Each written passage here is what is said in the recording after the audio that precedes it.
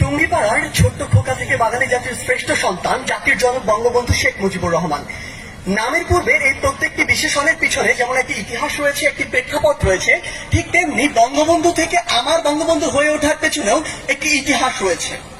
একজন মানুষকে কখন আমি আমার মানুষ বলি যখন সেই মানুষের প্রতি আমার অধিকার থাকে। বঙ্গবন্ধুকে আমি আমার বঙ্গবন্ধু বলি সেই অধিকারটি আমি বাঙালি হিসেবে জন্মসূত্রে পেয়েছি। বঙ্গবন্ধু কখন আমার হলো, একজন মানুষকে কখন আমার বলি যখন সেই মানুষটির কথা এবং কাজ ধীরে ধীরে আমার কাছে অনুসরণীয় অনুকরণীয় হয়ে ওঠে, যখন যে মানুষটি আমার কাছে ধীরে ধীরে আদর্শ হয়ে ওঠে।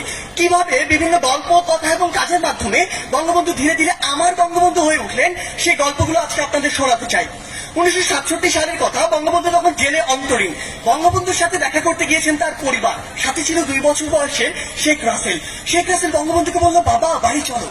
বঙ্গবন্ধু বলল, তুমি তোমার মায়ের বাড়িতে যাও, আমি এখানে থাকি, আমাকে মাঝে মাঝে দেখতে এসো। এরপর কারাগারে রোজ নামছে। বঙ্গবন্ধু বলেছিলেন, আমাদেরও খারাপ লাগে, আমাদেরও কষ্ট হয়, কারণ শত হলো আমরা মানুষ, শত হলো আমি ওর জন্মদাতা পিতা। বঙ্গমাতা একবার আফসোস করে বলেছিলেন, মানুষটাকে আর কত অত্যাচার করবে, জেল থেকে বের করে জেল কেটে এনে আবার অন্য একটি মামলায় জেলে ভরে দেওয়া হয়। 54 যুক্তফ্রন্টে নির্বাচনের কথা। বঙ্গবন্ধু গোপালগঞ্জের রাস্তা দিয়ে হেঁটে যাবেন শুনে এক বৃদ্ধা ঘন্টার পর ঘন্টা সেই রাস্তায় দাঁড়িয়ে রইলেন। কখন বঙ্গবন্ধু আসবেন, বঙ্গবন্ধুকে নিয়ে তিনি তার কুড়ে ঘরে যাবেন, সেই কুড়ে ঘরে তাকে এক বাটি দুধ খাওয়াবেন আর চারেনার নির্ভেজাল ভালোবাসা তার হাতে ধরিয়ে দেবেন তার নির্বাচনের জন্য। 1972 সালের 8 জানুয়ারির কথা। বঙ্গবন্ধু তখন লন্ডনে। ব্রিটিশ প্রধানমন্ত্রী এডওয়ার্ড হিল তার রাষ্ট্রীয় সফর সংক্ষিপ্ত করে লন্ডনে ফিরে এসেছেন। বিকেল 5টায় 10 নম্বর ডাউনিং স্ট্রিটে বঙ্গবন্ধুর সাথে বৈঠক শেষে বঙ্গবন্ধু যখন তার গাড়িতে উঠবেন, ব্রিটিশ প্রধানমন্ত্রী নিজে সে গাড়ির দরজা খুলে দিলেন।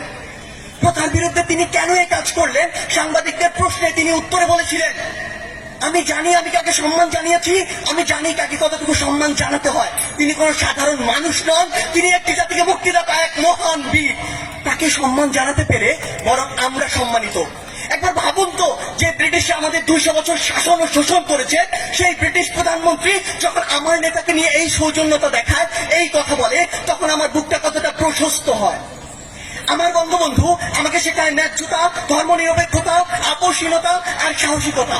তিনি বলেছিলেন, যদি কেউ ন্যায্য কথা বলে আর সংখ্যায় যদি সে একজন হয়, আমরা তার কথা মেনে নেব। আমার বঙ্গবন্ধু বলেছিলেন, এই বাংলাদেশ হবে ধর্মনিরপেক্ষ দেশ, যেখানে ধর্ম নিয়ে কোনো ব্যবসা করা চলবে না। আমার বঙ্গবন্ধু মুচলেখা দিয়ে নিজের ছাত্রত্ব ফিরিয়ে নেননি, অন্যায়ের সাথে আপোষ করেননি।